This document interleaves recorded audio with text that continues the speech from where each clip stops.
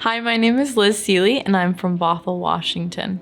The value I've created out of teen camp is that I'm able to take the tools that I've learned and apply them to my life in improving relationships and becoming more confident in myself and just achieving what I want to achieve and realizing that I'm able to achieve what I set my mind on and what I have clear intentions on.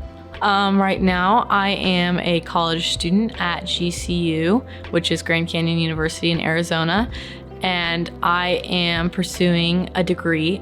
And honestly, if I had not gone to teen camp, I wouldn't have pursued a degree. I probably would have gone and found a minimum wage job, which there's nothing wrong with, but I wouldn't have had the passion for life that I have right now, and I wouldn't have had this community around me that is a family to me. And I've been going back for years. I went 5 years ago, and I go back and staff every year. And it's just been such an amazing opportunity to not only be able to pour into others' lives, but have them pour into your own as well. I go back to teen camp because I just have such a passion for the kids and seeing their growth and being part of their journey, but also I get to learn something new every single time I go because I'm on a journey of growth and I'm at a different point in life every time I go back.